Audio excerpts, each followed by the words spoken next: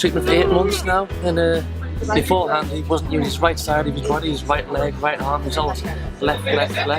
He wouldn't walk up the stairs properly, and during his treatment, of his audio integration treatment, he started using his right hand, actually, and not chewing much, and he's just progressed the whole time.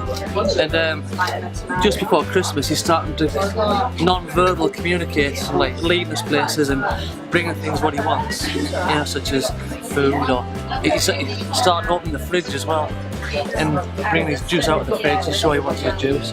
All this before he wasn't doing. It was very hard to work out what he actually wanted, and now it's a lot easier. So he is communicating, not with his mouth at the moment. So yeah, so it's been a very good experience. I mean, we come down every 6 to 8 weeks for a review of his neurodevelopment program, and that seems to be helping as well. So yeah, it's been a good experience so far. Well, for me, the Sound Learning Centre, to be honest, became now like our family, extended family for us. When my son Ibrahim was very, very young, he experienced a great deal of difficulties, and I didn't have the knowledge, and I didn't know where these difficulties, why they were there, and where they came from. And all I knew was that school were complaining, and socially things were difficult for him and for us as a family. So I was searching for help, and I was trying to find answers. And I wanted help for my child. I wanted my child to be happier, better, able to have a better school life, and able to interact with the rest of the world and the society. And I came across the Sound Learning Centre. I phoned, Pauline took the phone, and she invited me to attend an open house evening. I came along with a friend. It was a very good session because it was very informative. And then had a chat afterwards, and I was very anxious to find out if they were able to help my child. And the first step was that they offered us an assessment for the child. So I came here the first time for an assessment with my husband, and my second baby was really a baby.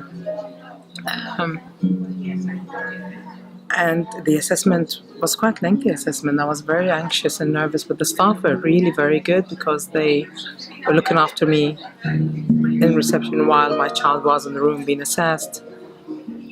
And then after that I was given a detailed report. And the good thing is that they don't necessarily give you a label, so the child is not in any way labeled or stigmatized, but they do know that there are problems that needs to be addressed. And then we started the treatment, and halfway through the treatment I saw changes in him. And at the end of the treatment, and the changes kept happening over a number of months and years. And he's my baby who once couldn't talk and had difficulty with a great deal of things. He's a lovely young man.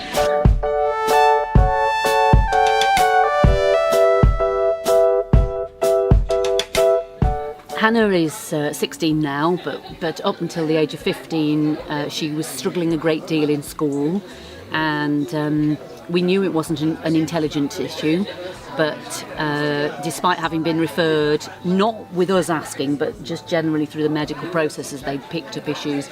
They'd referred her separately for her feet, her hips, her eyesight, her hearing, all before she was 3.